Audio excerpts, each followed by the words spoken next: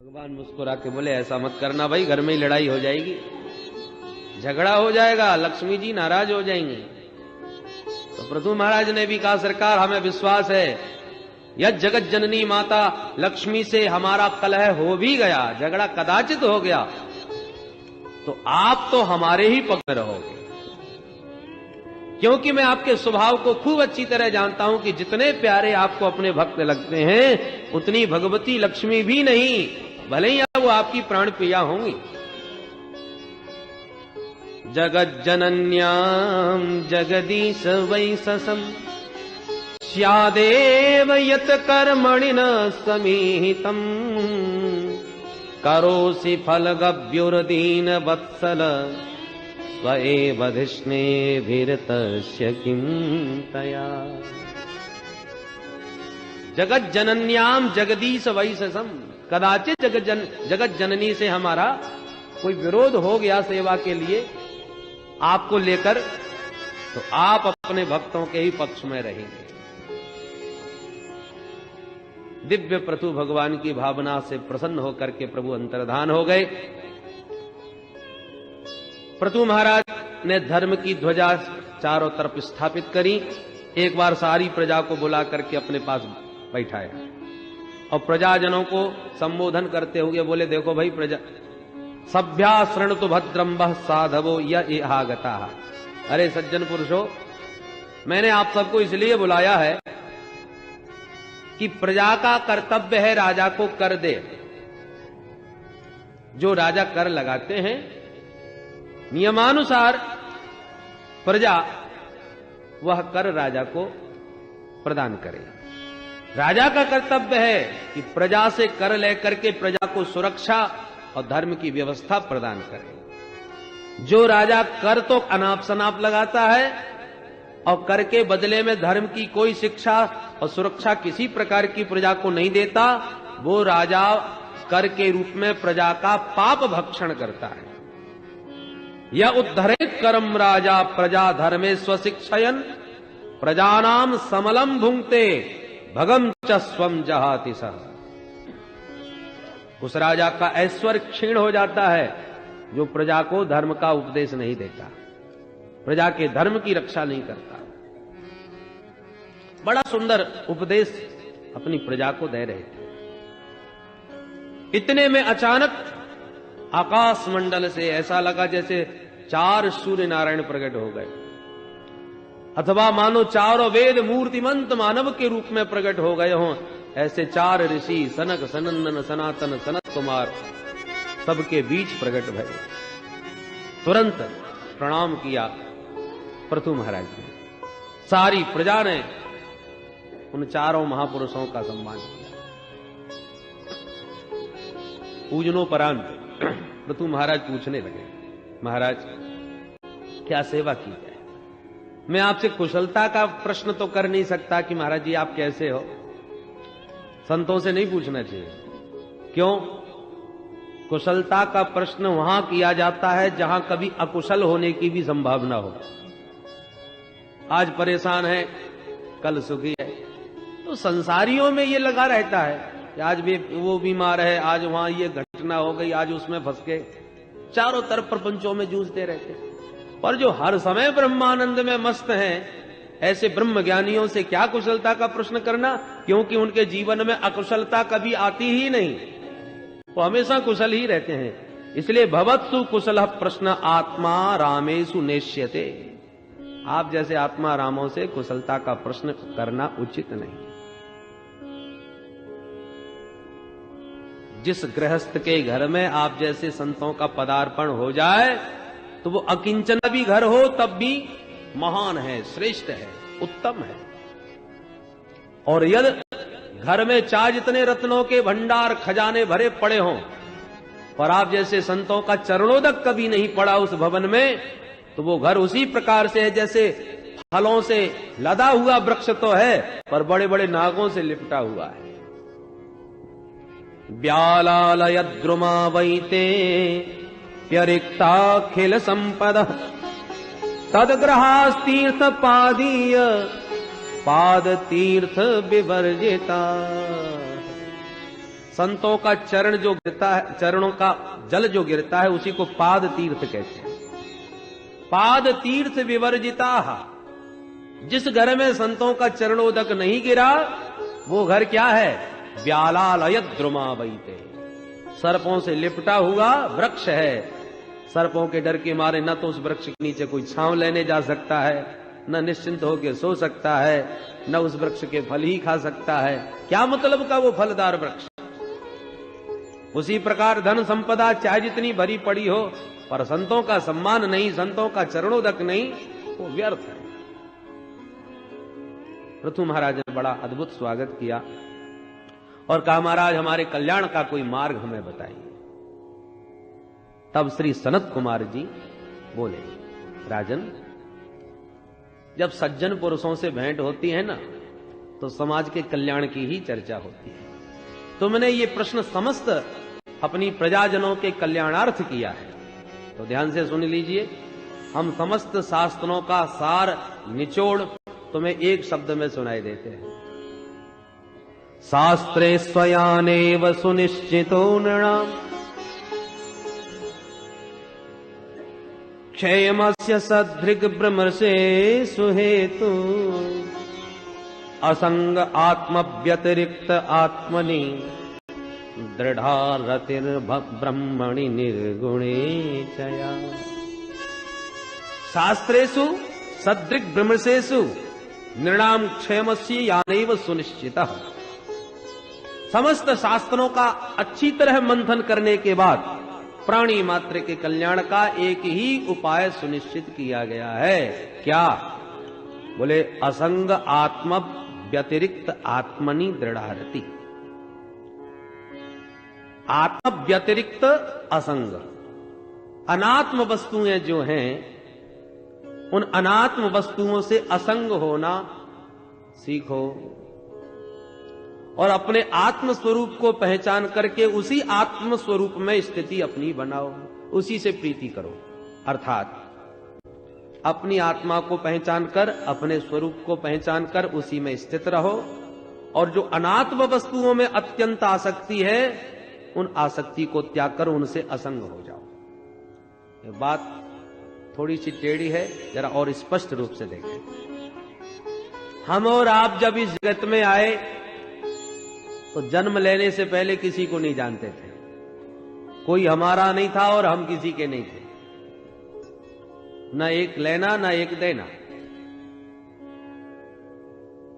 अनिक्षित गर्भ भी यदि कोई आए तो माताएं उसको भी परित्यक्त करा देती हैं, है तो वो भी बच्चा, परंतु अभी उसे कोई लेना देना नहीं। परंतु जहां जन्म लिया तब धीरे धीरे आसक्ति बढ़ी। ये शरीर मेरा है, ये परिवार मेरा है, ये मकान मेरा है, ये दुकान मेरी है, ये हमारे लोग हैं, ये पराये लोग हैं। अब एक क्षण पहले कोई किसी का नहीं था और अब जन्म लेते ही सब ये भेद उत्पन्न हो गए। तो ये सब अनात्म वस्तुएं हैं। अरे जब शरीर ही हमारा नहीं,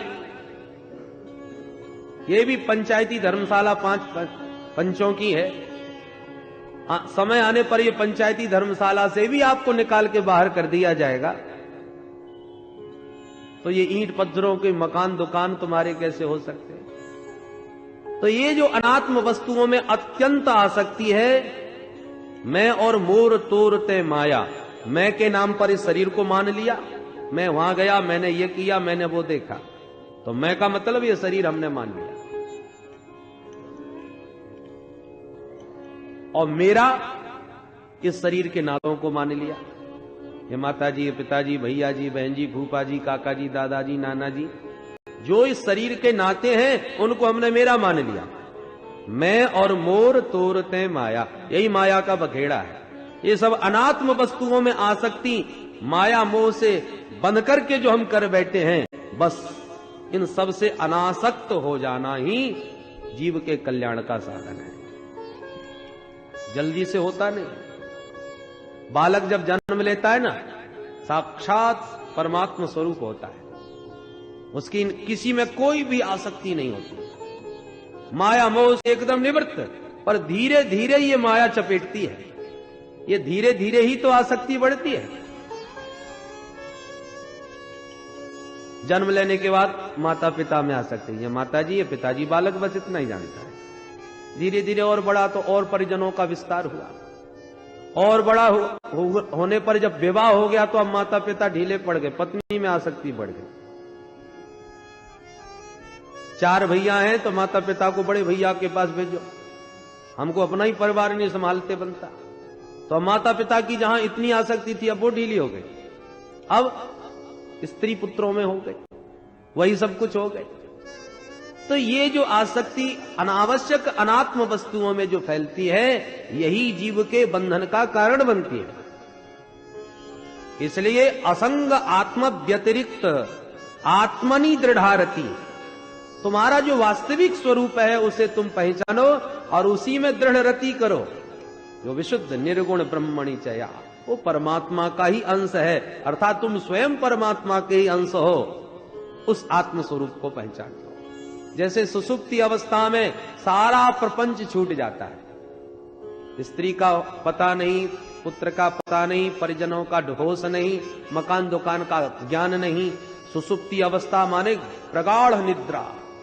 तो जैसे प्रगाढ़ निद्रा में सारा प्रपंच छूट जाता है, तो जगने के बाद हम कितने प्रसन्न होकर के कहते आज बड़ी प्यारी नींद आई भैया, इतना सुख मिला, इतना आनंद मिला, पता ही नहीं चला कि कब सवेरा हो गया।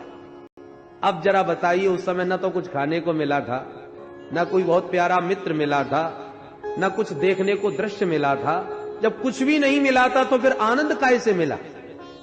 क्योंकि तुम स्वयं आनंद स्वरूप ही हो। प्रपंच पैदा हुआ कि आनंद छूट गया, और प्रपंच की विस्मृति हुई कि तुम्हारा जो सहज आनंद स्वरूप है वो प्रकट हो गया। और वो सहज आनंद स्वरूप सुसुप्ति अवस्था में जीव को अनुभव में आता है। तो आत्मनि दृढ़ारति, उसी आत्म स्वरूप में अपने को स्थित कर लो। महात्मा समाधि में क्या करते हैं? कुछ भी खाने पीने को तो नहीं मिलता, और समाधि में वो कौन सा आनंद मिलता है कि आंख खोलना नहीं चाहते। शंकर बाबा की समाधि लग गई तो कामदेव परेशान हो गए समाधि को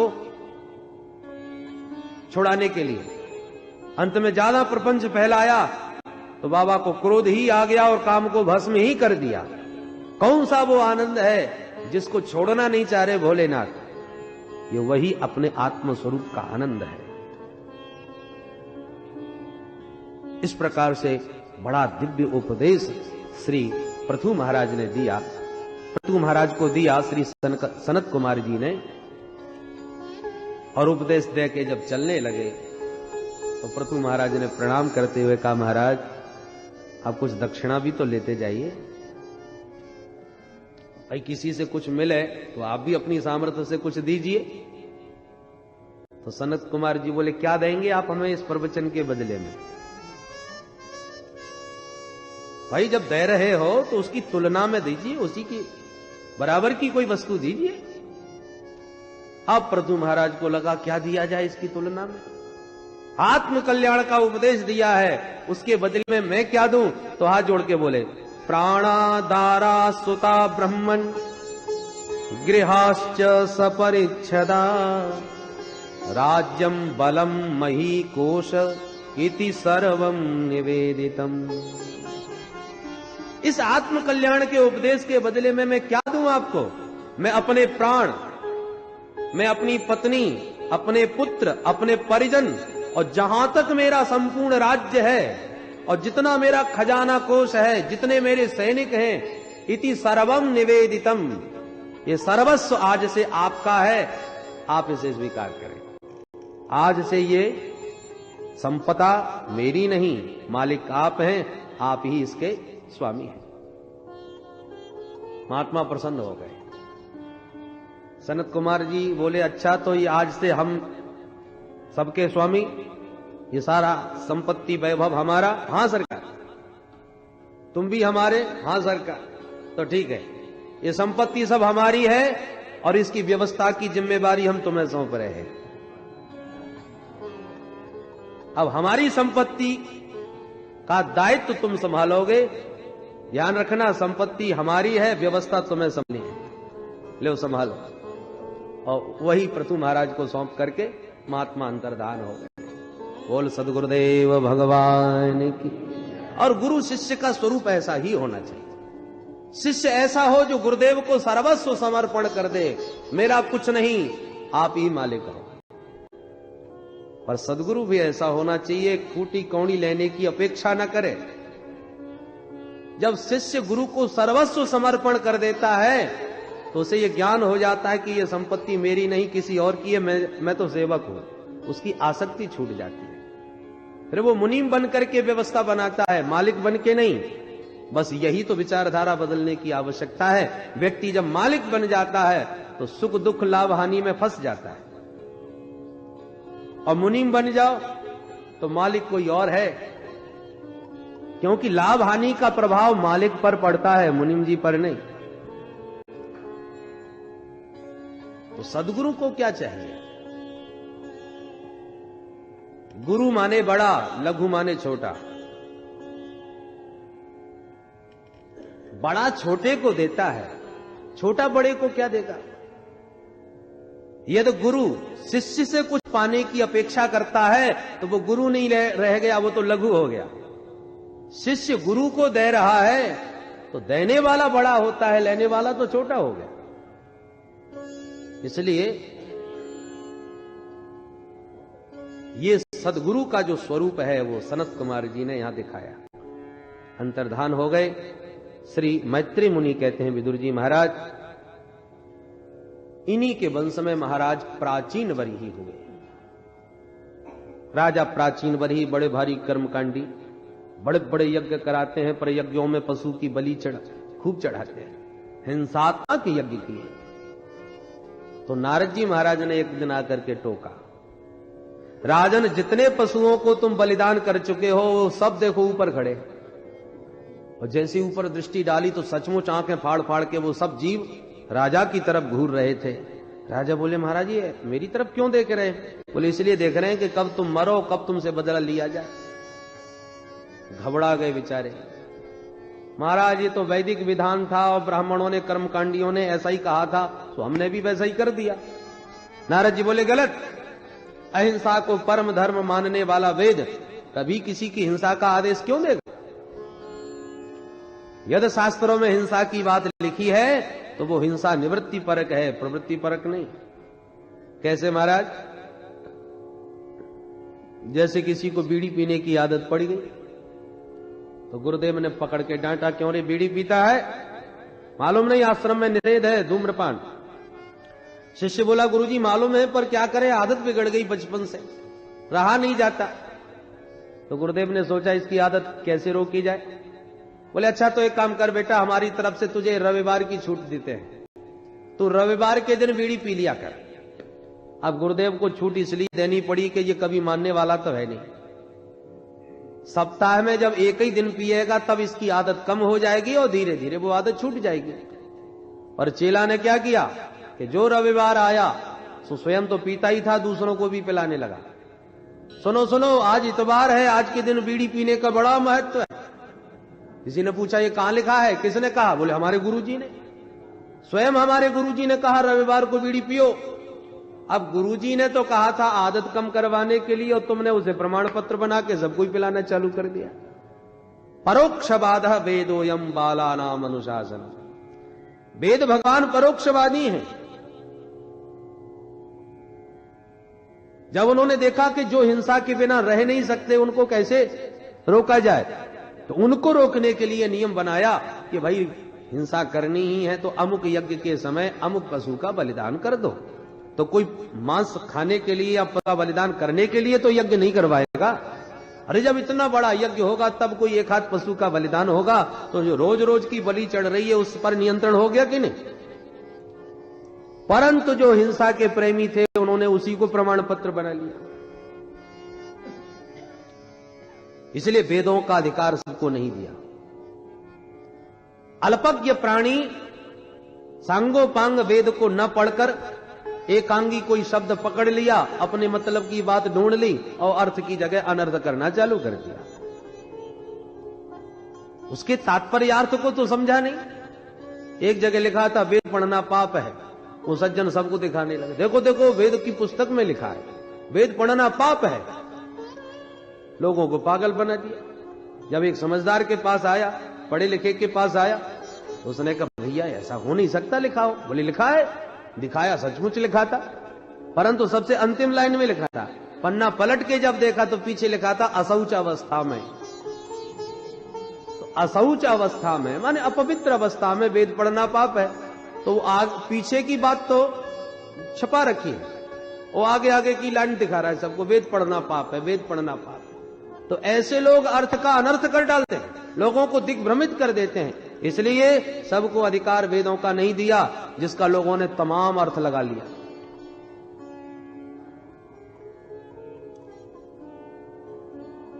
श्री मैत्रेय मुनि कहते हैं विदुर जी, जब प्राचीन वरही घबराए कि अब क्या होगा, तब नारद जी ने कहा ध्यान दीजिए, हम तुम्हें एक बहुत बढ़िया कहानी सुनाते हैं, इस कहानी को ठीक से समझ लो, तुम्हारा कल्याण हो जाएगा। सुनाइए महाराज। बोले दो मित्र थे, एक का नाम अभिज्ञात और दूसरे का नाम पुरंजन। दोनों ही घनिष्ठ सखा हैं। सह खेलती खादती स सखा, एक साथ खेलें एक साथ खावें वो सखा। सुवर्णा वेतऊ सद्रसऊ सखायो। तो दोनों परम प्रिय सखा। एक दिन पुरंजन बोला मित्र चलो कहीं घूमने चला जाए। अभिज्ञात ने कहा तुम ही घूमो, हम तो अपने घर में ही भले, पर घूम के जल्दी आ जाना भैया। पुरंजन बोला ठीक है, मैं अकेला ही चला जाता हूं और जल्दी आऊंगा, चिंता न करना। निकल पड़ा। घूमते घूमते लाखों शहर घूम डाले पुरंजन ने, परंतु कहीं उसका मन नहीं लगा, कोई शहर उसे अच्छा नहीं लगा। अचानक एक 9 दरवाजे का नगर नजर आया। बड़ा सुंदर शहर था, सो भीतर घुस गया। शहर के भीतर प्रवेश करते एक सुंदरी कन्या सामने से आ गई। निकट जाके बोला देवी जी नमस्कार, क्या मैं आपका परिचय जान सकता हूं? कन्या बोली सुनो, मैं इस शहर की मालकिन हूं। इस शहर में मेरी इच्छा के बिना पत्ता भी नहीं हिलता। ये मेरे 10 सैनिक हैं जो मेरी आज्ञानुसार काम करते हैं। ये मेरा सेनापति है जो इन सैनिकों को संभालता है, और ये 5 मन का नाग मेरे साथ रहता है जो दिन रात रखवाली करता है इस शहर की। मेरा विवाह नहीं हुआ, अकेली राज्य करती हूं इस शहर पर, और माता पिता का मुझे पता नहीं कि मेरे को जन्म किसने दिया। पुरंजन को लगा ये तो कोई बहुत बड़ी मालकिन है यहाँ की। पुरंजन बोला देवी विवाह तो हमारा भी नहीं हुआ। फिर तो दोनों ने एक दूसरे को मरवाला पहना करके पसंद किया और विवाह कर लिया।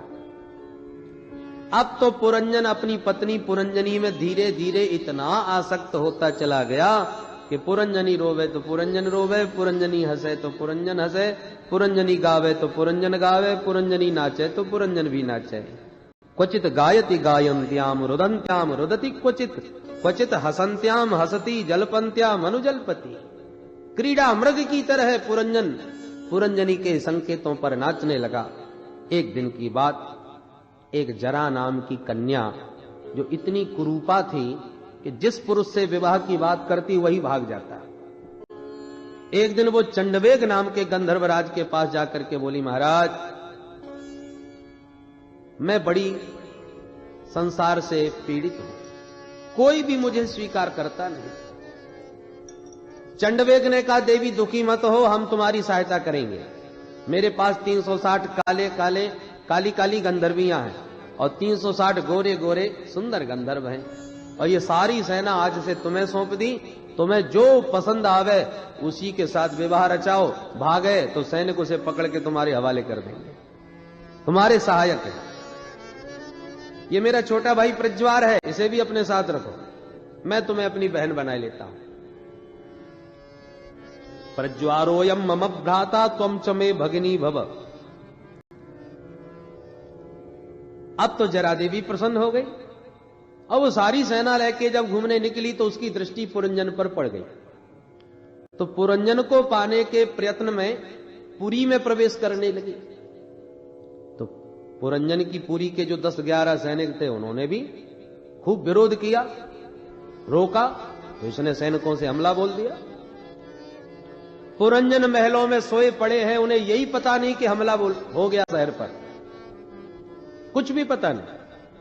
परंतु इतना भयंकर युद्ध हुआ कि 10-11 सैनिक थे पुरंजन के, वो सब मर गए। 5 फन का नाग भी घायल होकर भाग गया और महलों में घुस करके जरा देवी ने पुरंजन को बंदी बना लिया। अब पुरंजन रोया, हाय हाय मेरे बिना मेरी पुरंजनी कैसे रहेगी, वो तो मेरे बिना पानी भी नहीं पीती। रोते रोते पुरंजनी के प्रेम में दीवाना पुरंजन प्राण ही त्याग बैठा। शास्त्र का नियम है अंते यामति सागति, मरते समय जिसका चिंतन करोगे वही बनोगे। फोटो खिंच रहा हो तो जरा शकल संभाल लेनी चाहिए, क्योंकि जैसी शकल होगी वैसा ही फोटो आएगा। उसी प्रकार जब अंतिम क्षण जीवन का आ जाए तो चिंतन संभाल लेना चाहिए, क्योंकि जहां चिंतन जाएगा अगले जन्म का कारण वही बनेगा, वही शरीर मिलेगा जिस शरीर का चिंतन करोगे। इसलिए पुरंजन ने अपनी पत्नी पुरंजनी का चिंतन किया, स्त्री का चिंतन किया, अगले जन्म में स्त्री बन के पैदा हो गया। बड़े होने पर मलयध्वज नाम के राजा से इसकी शादी हुई, संतानें भी भई। और एक दिन आया कि इसके पति मलयध्वज चल बसे, तो जो आज का पुरंजन था वो कल का मलयध्वज की पतिव्रता पत्नी बनकर सती होने की तैयारी करने लगा। जहां सती होने को बैठा चिता पर कि पुराना मित्र था जो अभिज्ञात, उसे याद आई कि मेरा मित्र घूमने गया सो घूमता ही रह गया, चलो भाई अब हम ही ढूंढते हैं कि कहां रह गया। तो वो ब्राह्मण वेश बना करके जब आया तो वन में आके देखा कि हमारा मित्र तो सती हो रहा है, पहचान लिया। अभिज्ञात ने तो पहचान लिया, पर पुरंजन नहीं पहचान पाया कि ये हमारा पुराना मित्र है। अभिज्ञात ने आवाज लगाई, क्यों भैया, अरे मित्र कैसे हो, किसके साथ सत्ता हो रहे हो? पुरंजन बोला, तुम कौन हो, शर्म नहीं आती, मेरे को मित्र बोलते हो? अरे एक पतिव्रता स्त्री पति को गोद लिए सती होने बैठी है और तू मुझको अपना मित्र कह रहा है? मैंने अपने पति के अतिरिक्त किसी को मित्र नहीं बनाया, कौन हो तुम? ब्राह्मण बना अभिज्ञात हंसने लगा, वाह भैया तुम तो पूरे पतिव्रता बने बैठे हो और मुझे बिल्कुल भूल गए। मैं तेरा पुराना मित्र अभिज्ञात, याद कर हम और तुम कितने आनंद के साथ रहते थे मानसरोवर के हंस बन के, और तू घूमने क्या निकला कि बिल्कुल ही मुझे भूल गया। बचपन की कई घटनाएं जब याद दिलाई, बुद्धि पर जब जोर मारा तो पुरंजन को याद आया, जो स्मरण आया अभिज्ञात का पहचान भई। अभिज्ञात को पहचानते ही दोनों मित्र गले मिले और आनंद के साथ सारा प्रपंच छोड़ के पुनः अपने घर में जाके विश्राम करने लगे। बोल वृंदावन बिहारी लाल। देवर्षि नारद कहते हैं, महाराज प्राचीन वर्ही कथा समझ में आ रही है कि नहीं? बोले महाराज कथा अच्छी बहुत लगी पर पल्ले कुछ नहीं पड़ी, समझ में नहीं आई महाराज, समझाइए ये कहानी। तब नारद जी ने इस रहस्य को समझाया। देखो, जीवात्मा और परमात्मा ही दोनों शाश्वत सखा है। जीवात्मा का नाम पुरंजन, परमात्मा का नाम अभिज्ञात। पुरंजन का मतलब पुरीं जनयति इति पुरंजन है। ये जीव कर्मानुसार अनेक पुरियों में जाता है। परमात्मा से बोला घूमना चाहता हूं, भगवान बोले बेटा प्रेम से घूमो, पर हमको मत भूल जाना, नहीं घूमता ही रह जाएगा। जीव वचन देता है बड़े विश्वास पूर्वक, महाराज आपको कैसे भूल सकता हूं, आप तो मेरे अभिन्न हृदय हो। भगवान कहते तो जाओ घूमो। अब हम सब जीव पुरंजन बने घूम रहे हैं, घूमते घूमते लाखों शहर घूम डाले। लाखों शहर क्या है? 84 लाख योनियां। चींटी बने, मच्छर बने, ये सब छोटे छोटे शहर हैं। हाथी बने, घोड़े बने, ये बड़े बड़े शहर हैं, और ये सब मिला के 84 लाख है। इन सब शहरों में घूमते घूमते जहां 9 दरवाजे की नगरी मिली तो ये शहर सबसे अच्छा लगा। नवद्वार पुरे देही, ये 9 दरवाजे की पुरी मानव शरीर ही है। इस शहर में तो देखते ही मन खुश हो गया। बड़े भाग्य मानुष तनु पावा, बड़े भाग्य मानुष तनु पावा, सुर दुर्लभ सद्ग्रंथन गावा, सुर दुर्लभ सद्ग्रंथन गावा, साधन धाम मोक्ष कर द्वारा, साधन धाम मोक्ष कर द्वारा, पाए न जही परलोक समारा, पाए न जेहि परलोक समारा। बड़ा दिव्य सबसे सुंदर शहर है ये। जैसे ही नगर में प्रवेश किया तो सबसे पहले सुंदरी से परिचय हुआ।